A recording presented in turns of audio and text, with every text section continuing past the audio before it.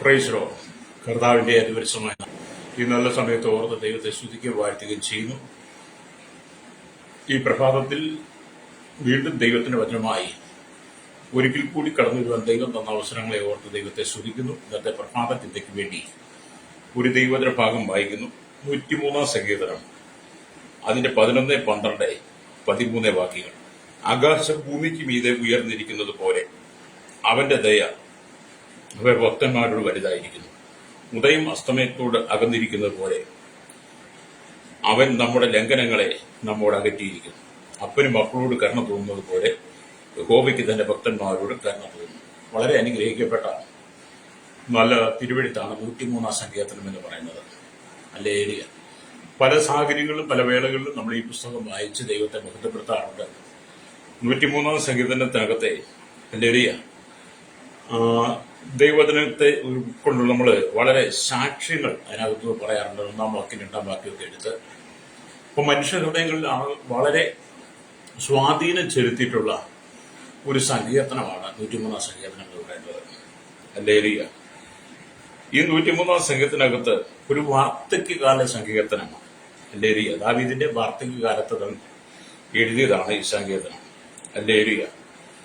തന്റെ ജീവിത സാഹചര്യങ്ങളിൽ താൻ നേരിട്ട സംഭവങ്ങളും താൻ അനുഭവിച്ചിരുന്ന സാഹചര്യങ്ങളെല്ലാം ഉദ്ദേശിച്ചുകൊണ്ട് തനിക്ക് ലഭിച്ച സമയത്ത് ഒരു അരിഷ്ടനായ മനുഷ്യന്റെ ഹല്ലേലൂയ സങ്കടയാതന കേൾക്കുമ്പോൾ ഹല്ലേലൂയ ദൈവത്തിന് പ്രസാദം ഉണ്ടാകും എന്ന് ഈ സങ്കീർത്തനക്കാരൻ ഇതിനകത്ത് ചിന്തിക്കുന്നുണ്ട്.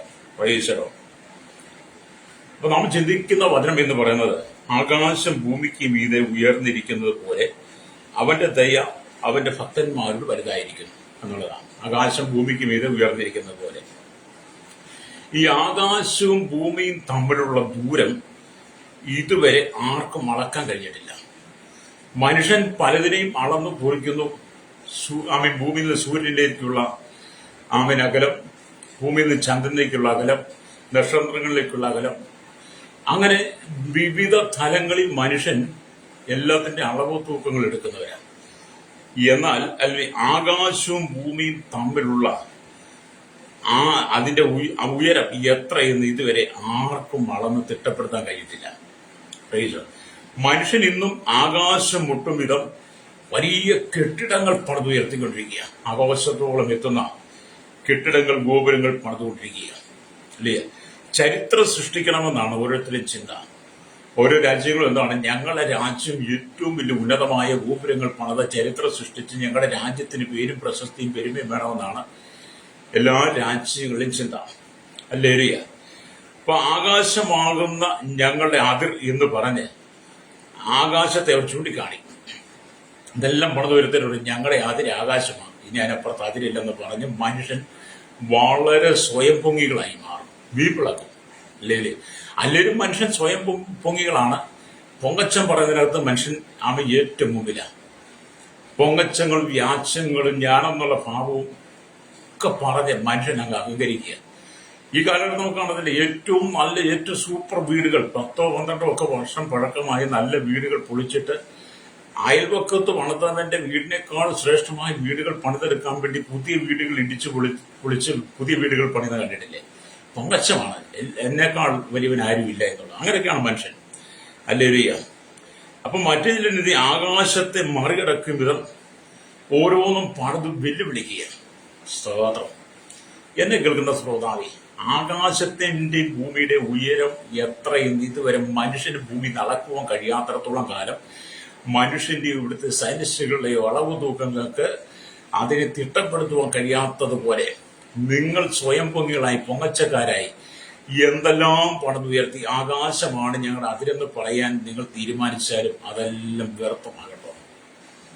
ഒരു നല്ല കാറ്റ് വന്നാൽ, നല്ല ചുഴലിക്കാറ്റ് വന്നാൽ, നല്ലൊരു കൊടുങ്കാറ്റ് വന്നാൽ, നല്ലൊരു പേമാരി വന്നാൽ മതി നിങ്ങളുടെ അഹങ്കാരം തീരും. അതുകൊണ്ട് താങ്കൾ സൗമ്യതയുള്ളവളായി മാനസാന്തരപ്പെട്ട് ദൈവത്തിന് മഹത്വം കൊടുക്കണം, രക്തം ചെയ്യണം. ഹല്ലേലൂയ. അപ്പൊ ഉൽപ്പത്തി പുസ്തകം 11 അധ്യായമൊക്കെ നമ്മൾ വായിക്കുന്നു, കാണാൻ കഴിയുന്നുണ്ട്. ഹല്ലേലൂയ. 11 അധ്യായത്തിലേക്ക് വരുമ്പോൾ സ്തോത്രം, അന്നത്തെ ജനങ്ങൾ ആകാശത്തോളം എത്തുന്ന ഒരു ഗോപുരം പണിതു. ആകാശത്തോളം എത്തുന്ന ഒരു ഗോപുരം പണിതു. ഹല്ലേലൂയ. അങ്ങനെ ഒരു ഗോപുരം പണിത് അല്ലെങ്കിൽ എല്ലാം ഉയർത്തി വെച്ചു, അല്ലെങ്കിൽ അവർക്ക് പേരുണ്ടാക്കുക എന്നുള്ളതായിരുന്നു അന്നത്തെ കാലഘട്ടത്തിലെ ജനത്തിന്റെ ചിന്തകൾ എന്ന് പറയുന്നത്. അല്ലെങ്കിൽ ഉൽപ്പത്തി പുസ്തകം 11 അധ്യായം 4 വാക്യത്തിൽ എന്നാൽ കർത്താവ് അവരുടെ പ്രശംസയെ കണ്ടു. അല്ലെങ്കിൽ ഉൽപ്പത്തി പുസ്തകം 11 അധ്യായങ്ങൾ വായിക്കുമ്പോൾ ഭൂമിയിലൊക്കെയും ഒരേ ഭാഷയും ഒരേ വാക്കുമായിരുന്നു. എന്നാൽ അവർ കിഴക്കോട്ട് യാത്ര ചെയ്ത് സീനാർ ദേശത്ത് സമഭൂമി കണ്ട് അവിടെ കുടിയിരുന്നു. അവർ തമ്മിൽ വരുവിൻ, നാം ഇഷ്ടികയുണ്ടാക്കി ചുടുക എന്ന് പറഞ്ഞ് അങ്ങനെ അവർ ഇഷ്ടിക കല്ലായും പശമണ്ണ് കുമ്മായമായും ഉപയോഗിച്ച് വരുവിൻ, നാം ഭൂതലത്തിലൊക്കെയും ചിതറിപ്പോകാതിരിക്കേണ്ടതിന് ആമൻ ഒരു പട്ടണവും ആകാശത്തോളം എത്തുന്ന ഒരു ഗോപുരവും പണിക, നമുക്ക് പേരുമുണ്ടാകും എന്ന് പറഞ്ഞു. പേരുണ്ടാക്കാൻ വേണ്ടിയിട്ടാണ് കേട്ടോ. അല്ലേലിയ. ഇന്ന് തുടങ്ങിയതല്ലേ പേരും പങ്കച്ച അമ്മയുണ്ട്. അല്ലേലിയ, സ്തോത്രം. അവിടെയാണ് മനുഷ്യൻ അല്ലേലിയ പണിത പട്ടണവും ഗോപുരവും കാണേണ്ടതിന് യഹോവ ഇറങ്ങി വന്നു. അപ്പോൾ യഹോവ ഇതാ ജനം ഒന്ന്, അവർക്കെല്ലാം ഭാഷയും ഒന്ന്, ഇതും അവർ ചെയ്തു തുടങ്ങുന്നു. അവർ ചെയ്യുവാൻ നിരൂപിക്കുന്നതൊന്നും അവർക്ക് അസാധ്യമാകുകയില്ല. വരുവിനായി ഇറങ്ങിച്ചെന്ന് അവർ തമ്മിൽ ഭാഷ തിരിച്ചറിയാതിരിപ്പാൻ ഭാഷ കലക്കിക്കളക എന്ന് അരുളി ചെയ്തു. അപ്പം മനുഷ്യൻ ദൈവത്തെക്കാൾ വലിയവനാകാൻ ശ്രമിക്കരുത്. പൊങ്ങച്ച ഈ ബാബിലോണിൽ സംഭവിച്ചത് എന്താണ്? ശിനാർ ദേശത്ത് അവർ ആകാശത്തോളം എത്തുന്ന ഗോപുരം പണിത് ദൈവത്തെ വെല്ലുവിളിക്കുക. അല്ലേലിയ, സ്തോത്രം. എന്ന് പറഞ്ഞാൽ എന്താണ്? അല്ലേലിയ, കർത്താവ് അവരുടെ പ്രശംസയെ കണ്ട് അവരുടെ ഭാഷ കലക്കിക്കളഞ്ഞു. അവരെ ഭൂമി മുഴുവനും ചിതറിപ്പോകും വിധം അവരോട് ദൈവം പ്രവർത്തിച്ചു എന്നുള്ളതാണ്. അല്ലേലിയ. അപ്പൊ ഇന്ന് ആകാശത്തോളം എത്തുന്ന കെട്ടിടങ്ങൾ പണിതുയർത്തുവാനായി പല ദേശങ്ങളും ബെമ്പൽ കൊള്ളുകയാണ്. അല്ലേലിയ. മത്സരിച്ചുകൊണ്ടിരിക്കുക പല രാജ്യങ്ങളും. ഏറ്റവും ആകാശത്തോളം എത്തുന്ന സീനാർ ഗോപുരം പോലെ അനവധി ഗോപുരങ്ങൾ പണിയുവാൻ രാജ്യങ്ങൾ വളരെ മത്സരമാണ്. നമുക്കറിയാം, അമേരിക്ക തന്റെ കീർത്തിക്കായി ന്യൂയോർക്ക് പട്ടണത്തിൽ മഹത്തായ ഒരു വേൾഡ് ട്രേഡ് സെന്റർ പണിതുയർത്തി. എന്നാൽ തീവ്രവാദികൾ എന്ത് ചെയ്തു? വിമാനം ഇടിച്ചു കയറ്റി ആ കെട്ടിടത്തെ ഇടിച്ച് നിരത്തി കളഞ്ഞ് നമുക്ക് കാണാൻ കഴിയും. പ്രൈസറും. അപ്പം ഫ്രാൻസിലെ ഈ ഈഫൽ ഗോപുരം എന്ന് പറയുന്നത് വളരെ പ്രശംസ അർഹിക്കുന്നതാണ്. അല്ലേലിയ, സ്തോത്രം. അതുപോലെ തന്നെ അല്ലെങ്കിൽ മലേഷ്യയിലെ പെട്രോനാസ് ഗോപുരവും പ്രസിദ്ധി ആർജിക്കുന്നു.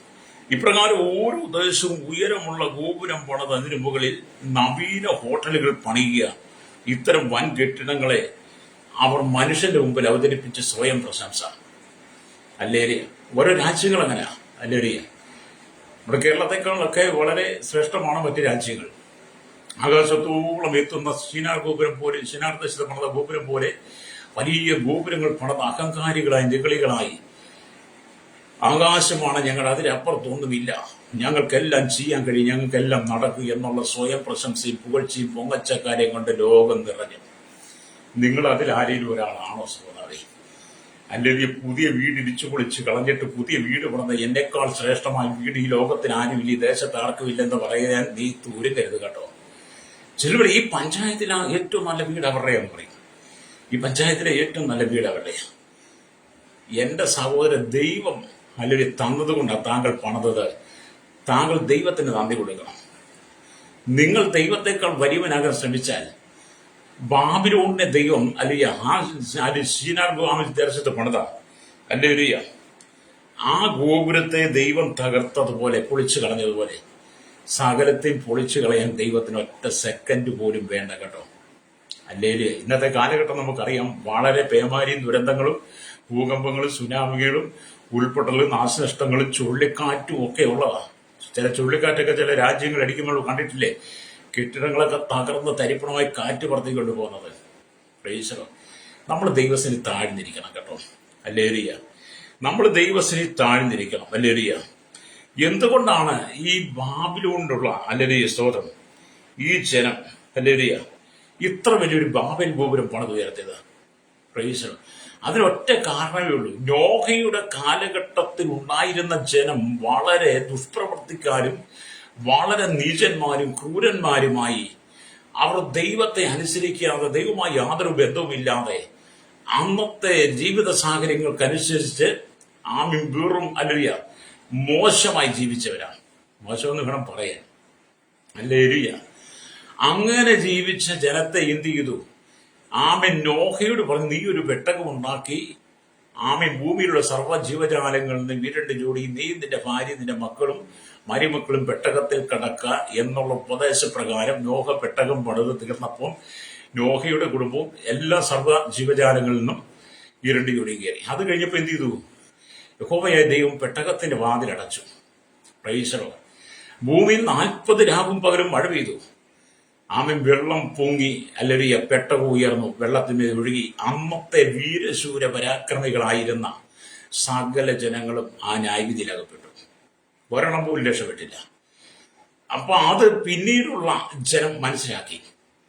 നോഹയുടെ കാലഘട്ടത്തിന് ശേഷം വീണ്ടും ദൈവം ഭൂമി പ്രളയം കൊണ്ട് നശിപ്പിക്കുകയില്ല എന്ന് അവർക്ക് മഴവിൽ അടയാളം കൊടുത്തു. അല്ലറിയ എങ്കിൽ പോലും അവരത് വിശ്വസിക്കാതെ അവിശ്വസിച്ചുകൊണ്ട് ഇനിയൊരു പ്രളയമുണ്ടായാൽ നമ്മളെ മുക്കിക്കളയാത്ത വിധത്തിൽ നമുക്ക് വലിയൊരു ഗോപുരം പണിതി ഉയർത്തണം. പ്രളയം വന്നു കഴിഞ്ഞാൽ നമുക്ക് അതിൽ കയറി രക്ഷപ്പെടാം. ദൈവം പറഞ്ഞ വാക്കിനെ അവർ അവിശ്വസിച്ചിട്ട് അങ്ങനെയാണ് അവർ വലിയ ആ ഗോപുരം പണിതത്. ഇനിയൊരു പ്രളയം ഉണ്ടായാൽ നശിച്ചു പോകാതിരിക്കാൻ എല്ലാവരും കൂടെ അതിൽ കയറി രക്ഷപ്പെടാൻ. പക്ഷേ മനുഷ്യന്റെ ഹൃദയത്തിലെ അഹങ്കാരം, മനുഷ്യന്റെ ഹൃദയത്തിലെ ഹുങ്ക് ദൈവം അറിഞ്ഞെന്നുള്ളതാണ്. ദൈവം അറിഞ്ഞിട്ട് എന്ത് ചെയ്തു? അവരെ കലക്കി കളഞ്ഞു. പ്രൈസലോ. എന്നെ കേൾക്കുന്ന പ്രൈസിനെ പൊങ്ങച്ചം മാറ്റി വെക്കാത്തടത്തോളം കാലം ചിലരെ അഹങ്കാരം എന്താ? ഞാനെന്നുള്ള ഭാവം, എനിക്കെല്ലാം അറിയാം, ഞാനെല്ലാം തികഞ്ഞവരാണ്, എനിക്കെല്ലാത്തിനും ഭയങ്കര കഴിവാണ്, പ്രാപ്തിയാണെന്നൊക്കെ ചിന്തിക്കുന്ന അനവധി ആളുകൾ നമ്മുടെ സമൂഹത്തിലുണ്ട്, ദൈവസഭയ്ക്കകത്തുണ്ട്. പ്രൈസലോ. അത് പാടില്ല. നമ്മൾ ദൈവത്തിന് കേൾക്കുക. കാരണം അത്യുന്നതരോട് സമരാകാൻ വേണ്ടിയിട്ട് ഉത്തരദിക്കിനുള്ളിൽ കൂടുകൂട്ടാൻ സർവശക്തന്റെ മേലിൽ ഇരുന്ന് വാണയിടാൻ വേണ്ടി ആഗ്രഹിച്ച ലൂസിഫറിനെ ദൈവം ആകാശത്തിൽ വെട്ടി താഴെ കളഞ്ഞു. പ്രൈസർ. നമ്മൾ മറന്നു പോകരുത്.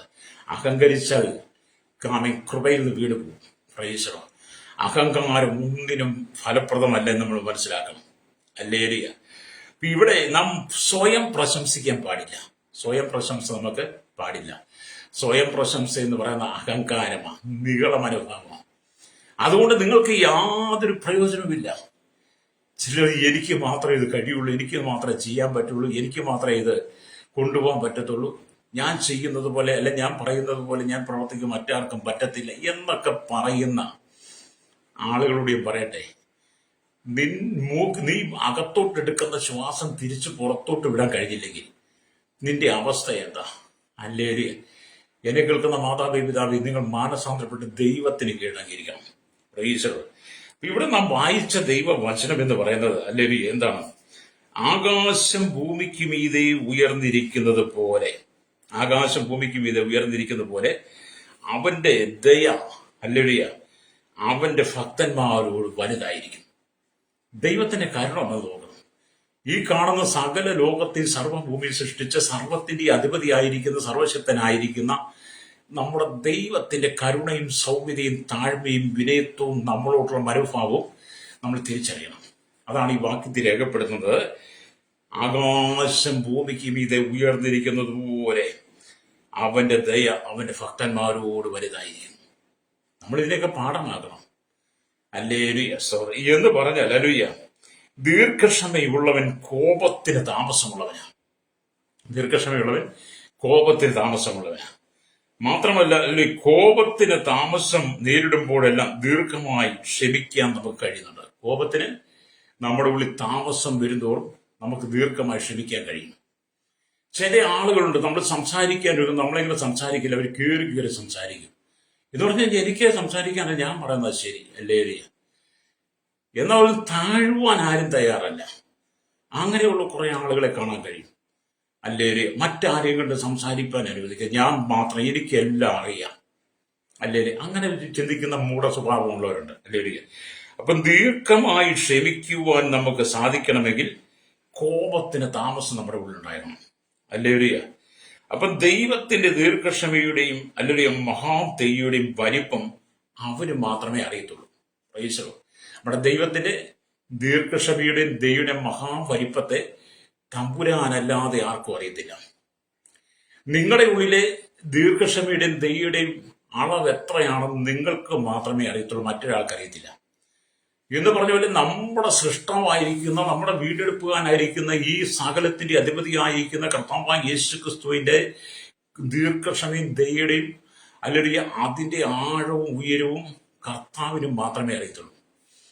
നമുക്കതിനെ മറഞ്ഞിരിക്കുക. നമുക്ക് തരുന്നതാണ് നമ്മൾ അനുഭവിക്കുന്നത്. അവൻ നമ്മോട് കാണിച്ച ദീർഘക്ഷമ, അവൻ നമ്മോട് കാണിച്ച ദയ, അതോർത്താണ് നമ്മൾ ദൈവത്തെ സ്തുതിക്കേണ്ടത്. അതുകൊണ്ടാണ് സങ്കീർത്തനക്കാരൻ പറയുന്നത്, ആകാശം ഭൂമിക്ക് മീതെ ഉയർന്നിരിക്കുന്നത് പോലെ അവന്റെ ദയ അവന്റെ ഭക്തന്മാരോട് വലുതായിരിക്കുന്നു. ദൈവത്തിന് മാത്രമേ ദൈവത്തിന്റെ ദീർഘക്ഷമയുടെയും നമ്മിലെ ദയയുടെയും ഉയരവും നീളവും ഒക്കെ അറിയത്തുള്ളൂ. നമ്മൾ ദൈവത്തെ പരീക്ഷിക്കരുത്. ചിലപ്പം ചില സാഹചര്യങ്ങളിൽ ദൈവം മനുഷ്യനെ അങ്ങനെ ഉപയോഗിക്കാം. മനുഷ്യന്റെ നേരെ വലിയ ആക്രോശങ്ങളും നിന്ദകളും അപമാനങ്ങളും പരിഹാസങ്ങളും ഉപദ്രവങ്ങളും പീഡകളും ഒക്കെ കടന്നു വരുമ്പോൾ, സമൂഹത്തിൽ മനുഷ്യനെ, കുടുംബത്തിൽ മനുഷ്യനെ ഒറ്റപ്പെടുത്തുന്ന ചില സാഹചര്യങ്ങൾ വരുമ്പോൾ, അങ്ങനെ അതിന് അല്ലെങ്കിൽ വിധേയപ്പെടുന്ന ആളുകളുടെ ഉള്ളിൽ വളരെ കോപത്തിന് താമസം ഉണ്ടാകും. അല്ലെങ്കിൽ അവരുടെ ഉള്ളിൽ വലിയ ദീർഘക്ഷമ, അവർക്ക് വലിയ മറ്റൊരു ദയ തോന്നും. എന്ന് പറഞ്ഞാൽ അവർ പെട്ടെന്ന് കോപിക്കത്തില്ല. പെട്ടെന്ന് കോപിച്ചാൽ അവരുടെ ഉള്ളിലെ ദീർഘക്ഷമയും ദയയും നഷ്ടപ്പെടും. അതുകൊണ്ട് അവർ കോപത്തിന് താമസം വരുന്തോറും അവരുടെ ഉള്ളിൽ ദീർഘക്ഷമ വർദ്ധിച്ചുകൊണ്ടിരിക്കും. പ്രൈസറോട് എന്നെ കേൾക്കുന്ന പ്രശ്നം, നമ്മൾ ചെയ്തു കൂട്ടി ഓരോ പാപങ്ങളും, നമ്മൾ ചെയ്തു കൂട്ടി ഓരോ തെറ്റുകുറ്റങ്ങളും നമ്മുടെ കർത്താവ് ക്ഷണത്തിൽ കാണുന്നവനാണ്. അല്ലെങ്കിൽ ആരും പറഞ്ഞുകൊടുത്ത് കേൾപ്പിക്കേണ്ട, ആരും പറഞ്ഞുകൊടുത്ത് കാണുന്ന, നാം ചെയ്യുന്ന ഓരോ തെറ്റുകളും ക്ഷണത്തിൽ കാണുന്ന ദൈവം നമ്മോട് കോപിക്കപ്പെട്ടിരുന്നെങ്കിൽ ഇന്ന് ഞാൻ നിങ്ങളെ ഈ ഭൂമി കാണത്തില്ല. എന്താണ്? ദൈവം നമ്മോട് കോപത്തിന് താമസം വെച്ചു. അതുകൊണ്ട് കർത്താവിന്റെ ദീർഘക്ഷമ നമുക്ക് ലഭിച്ചു, അവന്റെ ദയ ലഭിച്ചു. അല്ലെങ്കിൽ ഈ ഭൂമുഖത്ത് ഞാൻ നിങ്ങൾ കാണത്തില്ലായിരുന്നു. രക്തം ചെയ്യും. അപ്പൊ നമ്മുടെ ദൈവത്തിന്റെ ദയ എത്ര വലുതാണ്, അവന്റെ ദീർഘക്ഷമ എത്ര വലുതാണ്. ലേരിയ ഇവിടെ ദൈവത്തിന് വരും. നമ്മുടെ പാപങ്ങൾക്കും അകൃത്യങ്ങൾക്കും തക്കവണ്ണം അവൻ നമ്മെ ശിക്ഷിച്ചിരുന്നുവെങ്കിൽ, ലേലിയ നമ്മുടെ പാപത്തിനും അകൃത്യങ്ങൾക്കും തക്ക വിധത്തിൽ, ലേലിയ അതിനനുയോജ്യമായ നിലയിൽ, അതിന് ആഗ്രഹിക്കുന്ന, അതിന് ലഭിക്കുന്ന, ലോകം കൊടുക്കുന്ന രീതിയിൽ നമ്മെ ശിക്ഷിച്ചിരുന്നെങ്കിൽ, ലേലിയ നമ്മുടെ അവസ്ഥയൊക്കെ എന്താ ഇന്ന് നമ്മൾ ചിന്തിക്കണ്ടേ? അതുകൊണ്ട് നമ്മൾ പൊങ്ങച്ചം മാറ്റി വെക്കണം. മനുഷ്യൻ ആകാശത്തോളം എത്തുന്ന ഗോപുരം പറഞ്ഞിട്ട് അല്ലെങ്കിൽ അഹങ്കരിച്ച അഹങ്കാരം ദൈവം കണ്ട് ദൈവം ഇറങ്ങി വന്ന് ആ ശാമിലി ബാബിൽ ഗോപുരത്തെ തകർത്ത് ജനത്തെ ചിതറിച്ച് ഭാഷയെ കുലങ്ങളായിട്ട് മാറ്റിക്കളഞ്ഞു. താഴ്മയില്ലാത്തവന്റെ അല്ലെങ്കിൽ സ്തോത്രം അനുഭവം അതാ. ഇവിടെ ദൈവത്തിന്റെ വചനം വായിക്കുന്നവർക്ക് കാണാൻ കഴിയുന്നത്, നമ്മൾ വായിച്ചത് 103 സങ്കീർത്തനം 11, 12, 11 വാക്യങ്ങളാണ്.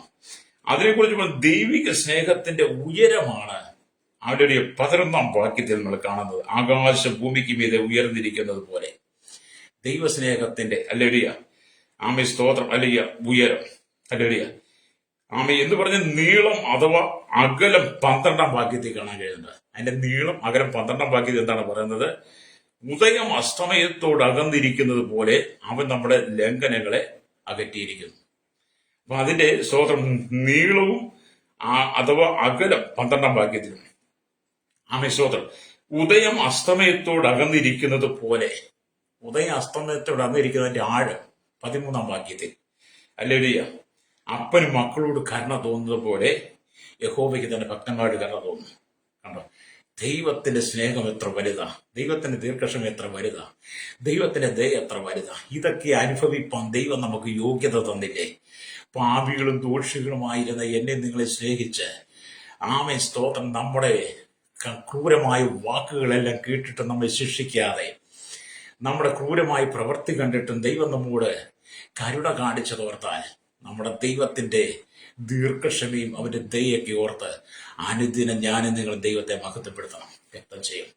എന്നെ കേൾക്കുന്ന മാതാവേ, പിതാവേ, പലപ്പോഴും നിനക്ക് കോപത്തെ നിന്റെ ഉള്ളിൽ ശമിപ്പിക്കാൻ കഴിയാതെ, കോപം നിന്റെ ഉള്ളിൽ അല്ലെങ്കിൽ തളം കെട്ടി നിന്ന് നീ പലപ്പോഴും പറഞ്ഞു വിട്ട വാക്കുകൾ മറ്റുള്ളവന്റെ ഹൃദയത്തിൽ അമ്പ് തറയ്ക്കുന്നത് പോലെ തറച്ചിട്ടുണ്ട്. എറിയുന്ന കല്ലും പറയുന്ന വാക്കുകളും ഒന്നും തിരിച്ചു വെക്കാൻ കഴിയില്ലെന്നുള്ളത് പഴമക്കാര് പറയുന്നൊരു കാര്യമാണ്. അതുകൊണ്ട് നിങ്ങളുടെ വാക്കുകൾ നിങ്ങൾ സൂക്ഷിക്കണം. നിങ്ങൾ പറയുന്ന വാക്കുകൾ സൂക്ഷിക്കണം. മറ്റൊരാളുടെ ഹൃദയത്തിൽ അമ്പ് ചെന്ന് കൊള്ളുന്നത് പോലെ കൊണ്ട് മുറിവേൽപ്പിക്കുന്ന ആ അനുഭവത്തിൽ നിങ്ങൾ വാക്കുകൾ സംസാരിക്കരുത്.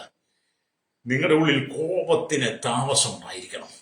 അല്ലേരിയ, കോപത്തിന് താമസം വന്നാൽ അത് നിങ്ങൾക്ക് ദീർഘക്ഷമയുണ്ടാകും. ഭാര്യ ഭർത്താവിനോട് സംസാരിക്കുമ്പോൾ ഭർത്താവ് ഭാര്യയോട് സംസാരിക്കുമ്പോൾ എന്ത് ചെയ്യണം? കോപത്തിന് താമസം ഉണ്ടായിരിക്കണം. ഭർത്താവ് ഒരു പക്ഷേ മദ്യമടിച്ച് സുബോധം കെട്ട് വെളിവ് കെട്ട് സ്വതം നാട്ടിക്കിടക്കുന്നത് പൂരപ്പാട്ടായിട്ട് അല്ലേരിയ വീട്ടിനകത്ത് കൊണ്ടുവന്ന് അപ്പനോടും അമ്മയോടും മക്കളോടും മരുമക്കളോടും കൊച്ചുമക്കളോടും തീർക്കുന്ന ചിലരുണ്ട്. എന്ന് പറഞ്ഞാൽ നാട്ടിൽ കിടക്കുന്ന ഈ വിഷമെല്ലാം കൂടെ മേടിച്ച് കുടിക്കും. ഇല്ലടിയ, ഈ വിഷമെല്ലാം കൂടെ മേടിച്ച് കുടിച്ചും വരിച്ചും ഒക്കെ വീട്ടിൽ വന്നു കഴിയുമ്പോൾ ആ മനുഷ്യന്റെ ഉള്ളിലെ ദീർഘക്ഷമയും ദയ അങ്ങ് നഷ്ടപ്പെടും. അല്ലേ, പിന്നെ അവന്റെ ഉള്ളിൽ കോപമാണ്. കോപത്തെ അവന് ശമിപ്പിക്കാൻ കഴിയാത്തത് കൊണ്ട് എന്ത് ചെയ്യും? മറ്റൊരാൾ പറയുന്ന വാക്ക് കേട്ടിട്ട് പെട്ടെന്ന് ആ മനുഷ്യൻ കലി തുള്ളാൻ തുടങ്ങും.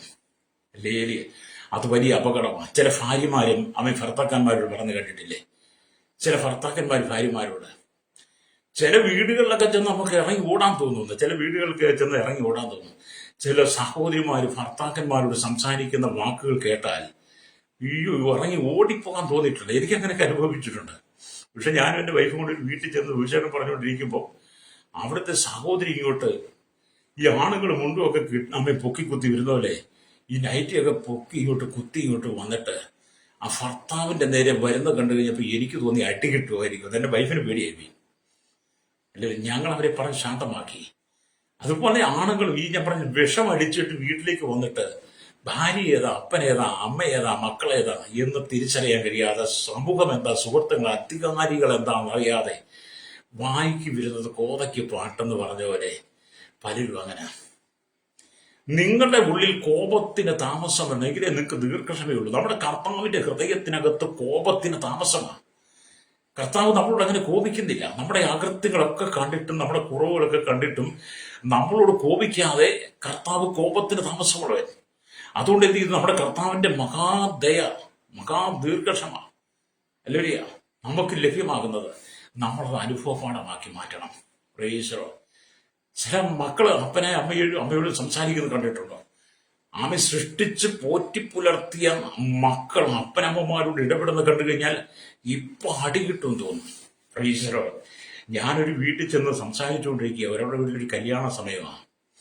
അപ്പോൾ ആ വീട്ടിൽ മക്കളെല്ലാം കൂടി അപ്പനും അമ്മയും വന്നുകൂടി. നിസാര കാരണങ്ങൾക്ക് വേണ്ടിയിട്ട് മക്കൾ നേരെ അപ്പന്റെ നേരെ കൈയെടുത്ത് വരും. അടിച്ചെന്ന് ഞങ്ങളോടത്ത് അടിച്ചെന്ന് അല്ലേ, പറഞ്ഞാൽ കേൾക്കത്തില്ല. അങ്ങനെയാണ് ഇന്നത്തെ കാലഘട്ടം. അതുകൊണ്ടാണ് യാക്കോബ് അപ്പോസ്തലൻ പറഞ്ഞത്, യാക്കോബിന്റെ ലേഖനം 1-ാം അധ്യായം 19-ാം വാക്യം വായിച്ചാൽ ആമെ കേൾപ്പാൻ വേഗതയും പറവാൻ താമസവും ഉള്ളവനായിരിക്കട്ടെ എന്ന്.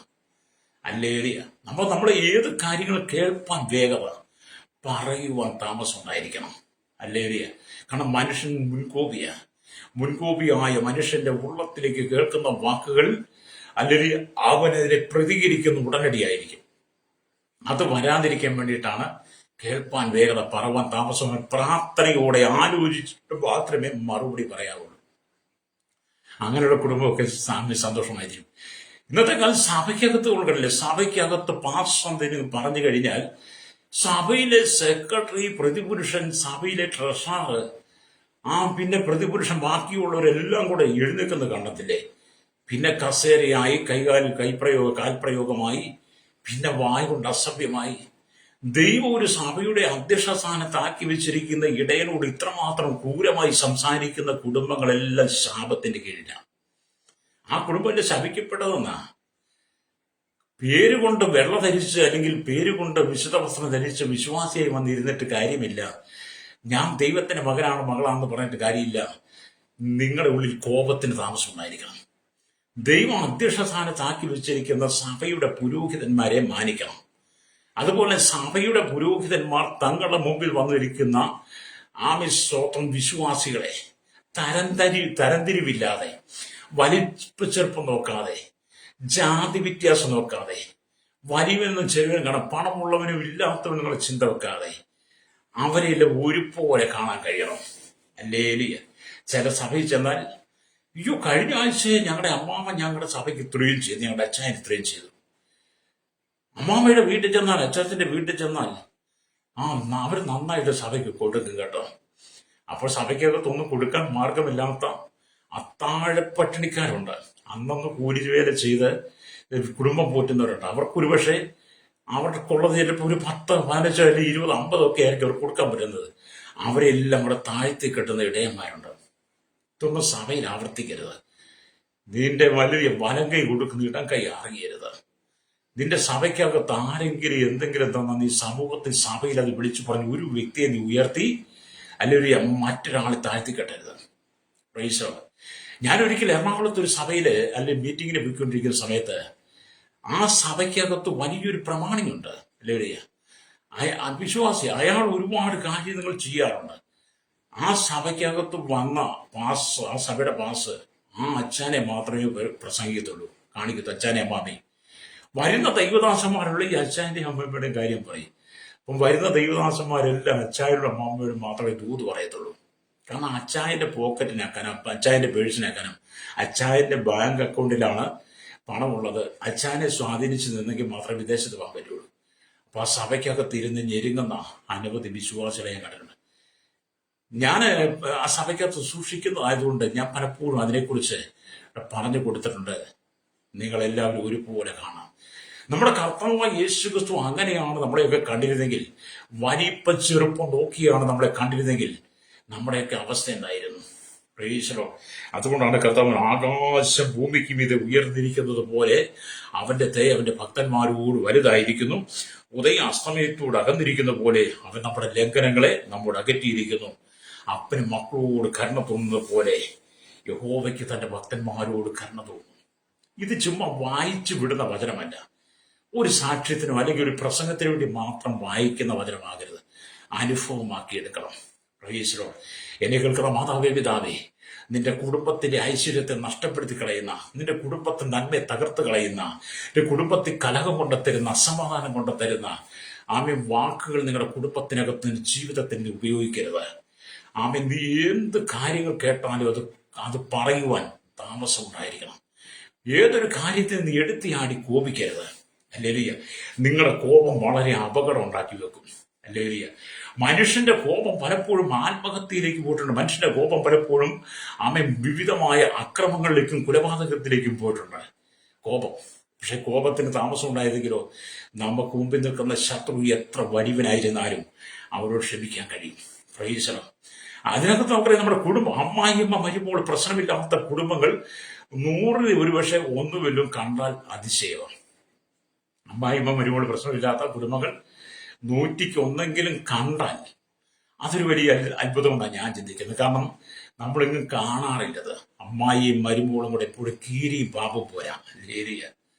അങ്ങനെ പല കുടുംബങ്ങൾക്കകത്തും പ്രൈസോ ആർക്കൊന്ന് താഴുവാൻ, ഒന്ന് ക്ഷമിക്കുവാൻ കഴിയത്തില്ല.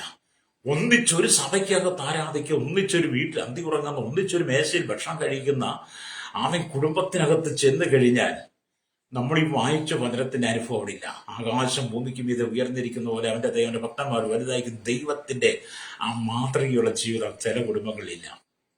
നമ്മൾ മാനസാന്തപ്പെടണം കേട്ടോ. അല്ലെങ്കിൽ അപ്പൊ ഇവിടെ നാം ദൈവത്തിന് വചനം പോകുമ്പോൾ ദൈവമക്കളാകുന്ന നമുക്ക് ആകാശത്തോളം ഉയർന്ന ഒരു ഗോപുരം ഉണ്ട്. ദൈവമക്കളാകുന്ന നമുക്ക് ആകാശത്തോളം ഉയർന്ന ഒരു ഗോപുരമുണ്ട്. പ്രൈസ്. എന്നെ കേൾക്കുന്ന പ്രൈസ്നേഹിത, ബാബേൽ പ്രവാസികൾ, ബാബേലിലുണ്ടായിരുന്ന ജനം, പഴയ നിയമത്തിൽ 11 ആ ജനം ബാബേൽ ഗോപുരം പണിത് ആകാശത്തോളം എത്തുന്നൊരു ഗോപുരം പണിതതുപോലെ നിങ്ങൾക്കും ആകാശത്തോളം എത്തുന്നൊരു ഗോപുരമുണ്ട്. സകല വിശ്വാസികൾക്കുമുണ്ട്. അപ്പൊ നമുക്ക് ആകാശത്തോളം എത്തുന്ന ഒരു ഗോപുരമുണ്ടെന്ന് പറയുമ്പോൾ ആ ഗോപുരമാണ് നമുക്ക് തരുന്ന ദയ, നമ്മുടെ ഉള്ളിൽ തരുന്ന ദീർഘക്ഷമ. അല്ലേരിയ. ആത്മാവിന്റെ ഫലങ്ങളെ കുറിച്ച് നമ്മൾ എടുത്ത് ചിന്തിച്ചാൽ ആകാശത്തോളം എത്തുന്ന ഗോപുരത്തിന് സമാനമാണ് ആത്മാവിന്റെ ഫലം എന്ന് പറയുന്നത്. പ്രൈസോ. അല്ലേരിയ. അപ്പൊ നിങ്ങളുടെ ഉള്ളിൽ എന്ത് ചെയ്യണം? അല്ലേരിയ. ആകാശത്തോളം എത്തുന്ന ഗോപുരം എന്ന് പറയുമ്പോൾ കർത്താവിന്റെ വലിയ കൃപയെ ഹല്ലേലൂയ ആയിരിക്കണം. ഹല്ലേലൂയ. എല്ലാത്തിനേക്കാൾ ശ്രേഷ്ഠം ആകാശത്തോളം എത്തുന്ന ആമേ ഗോപുരം എന്ന് പറയുന്നത് ദൈവം നമുക്ക് കാണിച്ച കൃപയാണ്. Price the Lord. കാരണം പൗലോസിനോട് യേശു പറഞ്ഞു, എന്റെ കൃപ നിനക്ക് മതി പൗലോസേ, അത് നിന്റെ ബലഹീനത തികഞ്ഞു വരുന്നതാണ്. അപ്പൊ ആകാശത്തോളം എത്തുന്ന ഗോപുരം എന്താണെന്നൊരു വിശ്വാസി നിങ്ങളോട് ചോദിച്ചാൽ നിങ്ങൾ പറഞ്ഞു, അത് ദൈവം എനിക്ക് തന്ന കൃപയാണ്, ദൈവം എനിക്ക് തന്ന ദയയാണ്, ദൈവം എനിക്ക് തന്ന ദീർഘക്ഷമയാണ്, ദൈവം എൻ്റെ ഉള്ളിൽ പാകം ധരിക്കുന്ന ആത്മാവിന്റെ ഫലമാണ്. അതാണ് ആകാശത്തോളം എത്തുന്ന ആമേ ഗോപുരം. അല്ലെങ്കിൽ ഞാനും ദൈവമായിട്ട് അത്ര അടുത്താണ് ഇരിക്കുന്നതെന്ന് എനിക്ക് പറയുവാൻ കഴിയണം. രക്തചയം. Praise the Lord. നമ്മുടെ ജീവിതം നമ്മളൊന്ന് ആളന്ന് നോക്കണം. നമ്മുടെ ജീവിതം കർത്താവുമായിട്ട് ബന്ധപ്പെടുത്താൻ കഴിയുമോ എന്ന് നമ്മൾ ചിന്തിക്കണം. Price the Lord. ഇതിനെക്കുറിച്ച് സൗമ്യത നമുക്ക് വളരെ ആവശ്യമാണ്. നിങ്ങൾ കർത്താവായ യേശുക്രിസ്തുവിനെ നിങ്ങൾ ആ കർത്താവായ യേശുക്രിസ്തുവിന്റെ ശുശ്രൂഷയെ നിങ്ങൾ ഭൂമിയിൽ ശ്രദ്ധിക്കുക. യേശുക്രിസ്തുവിനെ ശ്രദ്ധിക്കുവാൻ, യേശുക്രിസ്തുവിന്റെ ശുശ്രൂഷ ശ്രദ്ധിക്കുവാൻ, യേശുക്രിസ്തുവിന്റെ സ്വഭാവ ഗുണങ്ങളെ കുറിച്ച് പഠിക്കുവാൻ നിങ്ങൾ സുവിശേഷങ്ങൾ വായിക്കണം. ഹല്ലേലൂയ. സുവിശേഷങ്ങൾ വായിക്കുമ്പോഴാണ് കർത്താവായ യേശുക്രിസ്തുവിന്റെ സൗമ്യതയും താഴ്മയും വിനയത്വം ഒക്കെ നമുക്ക് മനസ്സിലാക്കുന്നത്. അതുകൊണ്ടാണ് നമ്മുടെ കർത്താവ് പറഞ്ഞ സകല അകൃത്യം ചെയ്തും പാപം ചെയ്തും വഞ്ചിച്ചും കർത്താവ് സകല അഴിമതി കരിഞ്ചന്തയും പൂഴ്ത്തിപ്പും കൈക്കൂരി ഹല്ലേലൂയ എന്ന് വേണ്ട സകല കൊള്ള പലിശയും വാങ്ങി ജീവിക്കുന്ന സകല ജനത്തോടും ജാതി മതം വർഗം വർണ്ണ വ്യത്യാസമില്ലാതെ സ്വതന്ത്രം നമ്മുടെ കർത്താവ് പറയാണ്, അധ്വാനിക്കുന്നൊരു ഭാരം ചുമക്കുന്നവരുമായുള്ളവരെ എല്ലാവരും എൻ്റെ അടുക്കൽ വരുവിൻ, ഞാൻ നിങ്ങളെ ആശ്വസിപ്പിക്കാം. ഹല്ലേലൂയ. ഇപ്പൊ നമ്മുടെ കർത്താവ് മത്തായി 11 അധ്യായം അതിന്റെ 28 വായിച്ച് കാണാൻ കഴിയും. ഹല്ലേലൂയ. അപ്പൊ ഞാൻ സൗമ്യതയും താഴ്മ എന്റെ മുഖം ഏറ്റുകൊണ്ട് എന്നോട് പഠിപ്പിൻ, എന്റെ മുഖം മൃദുവും എന്റെ ചുമട് ലഘുവാകുന്നു. അത് യേശുക്രിസ്തു വളരെ സൗമ്യതയും താഴ്മയും വിനയത്തുള്ളവനായിരുന്നു. അവൻ തന്റെ മുമ്പിൽ നിൽക്കുന്ന ജനത്തോട് കോപിക്കത്തില്ലായിരുന്നു. വ്യഭിചാര കൂട്ടത്തിൽ പിടിച്ചൊരു സ്ത്രീയെ പരീശന്മാരെല്ലാം കൂടെ യഹൂദന്മാരെല്ലാം കൂടെ യേശുവിന്റെ അരികിൽ കൊണ്ടുവന്നു. യോഹന്നാന്റെ സുവിശേഷം 8 അധ്യായം. അവർ കൊണ്ടുവന്ന് യേശുവിന്റെ മുമ്പിൽ നിർത്തിയിട്ട് പറയുന്നത്, ഗുരു, ഇവളെ ഞങ്ങൾ വ്യഭിചാര കൂട്ടത്തിൽ പിടിച്ചതാണ്. മോശയുടെ ന്യായപ്രമാണം അനുസരിച്ച് ഇവിടെ കല്ലെറിഞ്ഞ് കൊല്ലണമെന്ന് പ്രമാണമുണ്ട്. നീ എന്തു പറയുന്നു? നമ്മുടെ യേശു എന്താ ചെയ്തത്? യേശു നിലത്ത് കുനിഞ്ഞ് ഇരുന്ന് വിരൽ കൊണ്ട് എഴുതിക്കൊണ്ടിരുന്നു. അപ്പം തന്റെ മുമ്പിൽ നിൽക്കുന്ന ഇവിടെ കല്ലെറിയാൻ വന്ന എല്ലാ ജനങ്ങളും സംസാരിച്ചു തീർന്നപ്പോൾ യേശു കരപൊക്കി, നിങ്ങളിൽ പാപമില്ലാത്തവനോട് കല്ലെറിയട്ടെ. ഹല്ലേലൂയ. രക്തം ചെയ്യും. ഹല്ലേലൂയ. അവർ ആബാലവൃത്തം കുഞ്ഞുകുട്ടികളടക്കം സ്വന്തം കയ്യിലിരുന്ന കല്ല് തനിയെ പൊഴിഞ്ഞുപോയി കയ്യിൽ നിന്ന്. അവരെല്ലാം ഉത്തരം മുട്ടി മടങ്ങിപ്പോയി. എന്ന് പറഞ്ഞാൽ ഇവര് സ്ത്രീയെ പിടിച്ചുകൊണ്ടിരുന്ന് ഇവള് വ്യഭിചാര കുറ്റത്തിൽ പിടിച്ച ഇവളെ എറിഞ്ഞു കൊല്ലണം. അവളോട് കോപം പുലർത്തിയിരിക്കാം. അവരുടെ ഉള്ളിൽ കോപമാണ്, കല്ലെറിഞ്ഞ് കൊല്ലുവാനുള്ള കോപമാണ്. അപ്പൊ യേശുവിനെ കൊണ്ടുവന്ന് യേശുവിനെ വാക്കിൽ കൊടുക്കുവാൻ, യേശുവിനെ ചതിക്കുവാൻ, യേശുവിന്റെ സ്വഭാവത്തെ അളക്കുവാൻ, യേശുവിന്റെ സൗമ്യത അളക്കുവാൻ വേണ്ടിയിട്ടാണ് യേശുവിന്റെ ഇടയ്ക്കിൽ വരുന്നത്. നമ്മുടെ യേശു പറയുക, അവര് പറഞ്ഞതുപോലെ അവർ ചിന്തിച്ചതുപോലെ കോപം കണ്ട് എന്നാൽ ഇവിടെ മാറ്റി നിർത്തി കല്ലെറിയുവാനല്ല നമ്മുടെ ഗുരു പറഞ്ഞത്. നമ്മുടെ യേശു പറഞ്ഞത്, നിങ്ങളിൽ പാപമില്ലാത്തവൻ അവളെ കല്ലെറിയട്ടെ. അവരെല്ലാം മടങ്ങിപ്പോയപ്പോൾ നമ്മുടെ കർത്താവോട് പറഞ്ഞു, എന്റെ മോളെ, നീ ഇനി പാപം ചെയ്യരുത്. അവരാരും നിന്നെ വിധിച്ചില്ലല്ലോ, ഇനി നീ പാപം ചെയ്യരുത്. നമ്മുടെ ദൈവം എത്ര സ്നേഹമുള്ളവനാ. ഇവിടെയാണ് ആകാശം ഭൂമിക്ക് മീതെ ഉയർന്നിരിക്കുന്നത് പോലെ അവന്റെ ദയ അവന്റെ ഭക്തന്മാരോട് വലുതായിരിക്കുന്നു. ഹല്ലേലൂയ. ഉദയാസ്തമയത്തോട് അകന്നിരിക്കുന്നത് പോലെ അവൻ നമ്മുടെ ലംഘനങ്ങളെ നമ്മോട് അകറ്റിയിരിക്കുന്നു. ഒരപ്പൻ മക്കളോട് കരുണ തോന്നുന്നത് പോലെ യഹോവയ്ക്ക് തന്റെ ഭക്തന്മാരോട് കരുണ തോന്നുന്നു. വ്യഭിചാര കുറ്റത്തിൽ പിടിച്ചുകൊണ്ട സ്ത്രീയോട് അവന് കരുണ തോന്നിയില്ലേ? എന്നെ കേൾക്കുന്ന മാതാവേ, പിതാവേ, ഈ ദൈവത്തിന്റെ വചനമൊക്കെ വായിക്കുമ്പോൾ എന്റെ നിങ്ങളുടെ സ്വഭാവം എന്താണ്? എന്റെ നിങ്ങളുടെ ജീവിത രീതി എന്താണ്? എന്റെ നിങ്ങളുടെ ഉള്ളിൽ എന്താണ് അടങ്ങിയിരിക്കുന്നത്? മറ്റുള്ളവരോട് ക്ഷമിക്കുവാൻ നമുക്ക് കഴിയുന്നുണ്ടോ? മറ്റുള്ളവരുടെ കോപത്തോടു കൂടി അല്ലാതെ സ്നേഹത്തോടെ സംസാരിക്കാൻ കഴിയുന്നുണ്ടോ? നിന്റെ ഭവനത്തിനകത്ത് മക്കൾ തെറ്റ് ചെയ്യുമ്പോൾ, ഭാര്യ തെറ്റ് ചെയ്യുമ്പോൾ, ഭർത്താവ് തെറ്റ് ചെയ്യുമ്പോൾ, മാതാപിതാക്കൾ ഭാഗത്ത് തെറ്റുകുറ്റങ്ങൾ വരുമ്പോൾ, മാതാപിതാക്കൾ പ്രായത്തിൽ വന്ന് പ്രായം കൂടുമ്പോൾ, അവർക്കൊരു 70-80 വയസ്സായി കഴിയുമ്പോൾ കുട്ടികളുടെ സ്വഭാവത്തിലേക്ക് അവർ വരും. അങ്ങനെയുള്ള സ്വഭാവത്തിൽ വരും. ചിലർക്ക് ഓർമ്മ കാണത്തില്ല, ചിലർക്ക് പറയുന്നത് പെട്ടെന്നാണ്, ചിലർക്ക് പെട്ടെന്ന് കോപം വരും. അതൊക്കെ കാണുമ്പോൾ നിനക്ക് അവരോട് ക്ഷമിക്കാൻ കഴിയുന്നുണ്ടോ? അല്ലേരി നിന്റെ ഉള്ളിൽ കോപത്തിന് താമസം വെച്ചുകൊണ്ട് നിന്റെ മാതാപിതാക്കളെ നിനക്ക് സ്നേഹിപ്പാൻ കഴിയുന്നുണ്ടോ? നിന്റെ സമശിഷ്ടങ്ങളെ നിനക്ക് സ്നേഹിപ്പാൻ കഴിയുന്നുണ്ടോ? അയൽവാസി നിനക്ക് സ്നേഹിപ്പാൻ കഴിയുന്നുണ്ടോ? നിന്റെ കുടുംബത്തിനകത്താകുന്ന ദൈവസ്നേഹം നിലനിർത്താൻ കഴിയുന്നുണ്ടോ? ഹല്ലേലൂയ. അത് ഇന്ന് പകൽ എന്റെ കേൾക്കുന്ന സ്നേഹിതരെ, ദൈവം നമ്മോട് കാണിച്ച ദയ എത്ര വലുതാ. ഹല്ലേലൂയ. അപ്പൊ ഇവിടെ ദൈവത്തിന് വചനം പറയുന്നത്, ഹല്ലേലൂയ, അവൻ നമ്മുടെ ഉള്ളിൽ ദൈവം തന്നിരിക്കുന്ന ആകാശത്തോളം എത്തുന്ന ഗോപുരമാണ് ആത്മാവിന്റെ ഫലങ്ങള്, അവന്റെ കൃപ, അവന്റെ ദയ, അവന്റെ ദീർഘക്ഷമ എന്നൊക്കെ പറയുന്നത്. ഹല്ലേലൂയ. എന്നെ കേൾക്കുന്നത്, നിന്റെ ദയ ആകാശത്തോളവും നിന്റെ വിശ്വസ്ത മേഘങ്ങളോളം വലിയതല്ലോ എന്നാണ് അല്ലെങ്കിൽ നമ്മൾ 57 സങ്കീർത്തനത്തിന് 10 വാക്യം വായിക്കുന്നത്. അവിടെ ഇങ്ങനെ ഇരിക്കുന്നു, നിന്റെ ദയ ആകാശത്തോളം നിന്റെ വിശ്വസ്തത മേഘങ്ങളോളം വലിയതല്ലോ. ഹല്ലേലൂയ. ഇവിടെ സങ്കീർത്തനക്കാരൻ ആവർത്തിച്ചു പറയുക എന്ന് പറഞ്ഞാൽ 10-11 വാക്യങ്ങൾ വായിക്കുമ്പോൾ കാണുന്നത്, ഹല്ലേലൂയ, സ്തോത്രം, ദൈവത്തിന്റെ ദയയുടെ അത്ഭുതകരമായ വലിപ്പമാണ്, അത് ആകാശത്തോളം വലുതാണ് എന്നിവിടെ പറയുക. ശാസ്ത്രീയ വീക്ഷണത്തിൽ ആകാശത്തിന്റെ വലിപ്പം അനന്തമാണ്, അതുപോലെ ദൈവത്തിന്റെ ദയയും അല്ലെങ്കിൽ നമ്മുടെ ഭാവനകൾക്ക് അതീതമാണ്. ഹല്ലേലൂയ, സ്തോത്രം. ഹല്ലേലൂയ. ഒന്നുകൂടെ ഞാൻ പറയട്ടെ, അല്ലേ സ്തോത്രം, ഹല്ലേലൂയ, സ്തോത്രം.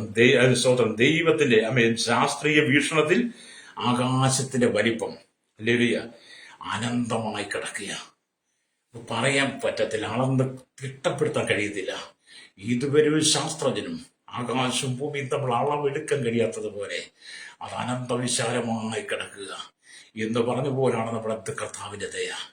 അല്ലെങ്കിൽ നമ്മുടെ ഭാവനകൾ കൊണ്ട്, നമ്മുടെ ചിന്തകൾ കൊണ്ട്, നമ്മുടെ ബുദ്ധി കൊണ്ട് ഒരിക്കലും അളക്കുവാൻ കഴിയില്ല. ഹല്ലേലൂയ, സ്തോത്രം. ഹല്ലേലൂയ. എന്നെ കേൾക്കുന്ന പ്രശ്നീയത, മത്തായിയുടെ സുവിശേഷം 6:9 കർത്താവ് പഠിപ്പിച്ച പ്രാർത്ഥനയോട് സാമ്യമുള്ള വാക്കുകളാണ് ഈ ഭാഗത്തൊക്കെ കാണാൻ കഴിയുന്നത്. ഹല്ലേലൂയ. അപ്പൊ നമ്മൾ യേശുവിനെ വേണം നമ്മുടെ ജീവിതത്തിൽ ആമേലുലിയ റോൾ മോഡലാക്കി എടുക്കുവാൻ. ഹല്ലേലൂയ. യേശു ആയിരിക്കണം നമ്മൾ മാതൃക എന്ന് പറയുന്നത്. ലോകത്തെ നമ്മൾ മാതൃകയാക്കരുത്. ഇവിടുത്തെ രാഷ്ട്രീയക്കാരെ കണ്ടിട്ടില്ലേ? ഇവിടുത്തെ രാഷ്ട്രീയക്കാരെ നമ്മൾ കണ്ടു കഴിഞ്ഞാൽ അവരെന്താണ്? കീരിയും പാമ്പും പോലല്ലേ? മാധ്യമങ്ങൾ തുറന്നൊരു വാർത്ത കേൾക്കാൻ നമ്മൾ വന്നാൽ, നമുക്കറിയാം ഇവിടെ പ്രളയമൊക്കെ വന്നു. കഴിഞ്ഞ ദിവസം തന്നെ കൊല്ലത്ത് ഒരു മാമേന്റെ ബിന്ദു എന്ന് പറഞ്ഞ കുഞ്ഞ് ഇലക്ട്രിക് ലൈനിൽ തട്ടി അല്ലിയ മരണപ്പെട്ടു. ആ കുടുംബം ദുഃഖത്തിലാണ്, ആ കുടുംബം വേദനയിലാണ്, സങ്കടത്തിലാണ്. ഒരു നാട് കൂടി, നമ്മുടെ കേരളം കൂടി ദുഃഖത്തിലാണ്. ഞാനും വളരെ കുഞ്ഞിന്റെ മരണത്തിൽ വളരെ സഹകരിച്ചു, സങ്കടപ്പെട്ടു. ആ കുഞ്ഞിനെ പറ്റിയല്ലോ. അതിന്റെ മാതാവ് വന്നപ്പോൾ അവരുടെയൊക്കെ കരച്ചിൽ നിലവിളിയൊക്കെ നമ്മൾ കണ്ടു. അതിന്റെ നടുവിൽ രാഷ്ട്രീയക്കാർ വന്ന് കാണിച്ചത് എന്താ? ഒരു സമൂഹം മുഴുവൻ ദുഃഖത്തിലായിരിക്കുമ്പോൾ, ഒരു ദേശം മുഴുവൻ ദുഃഖത്തിലായിരിക്കുമ്പോൾ രാഷ്ട്രീയക്കാർ അവിടെ വന്നിട്ടെന്താ? പരസ്പരം കോപമാണ്. വോട്ട് ബാങ്കാക്കാൻ വേണ്ടി പരസ്പരം വെല്ലുവിളിക്കുന്ന, മത്സരിക്കുന്ന അനുഭവങ്ങളല്ലേ അവിടെ കണ്ടത്.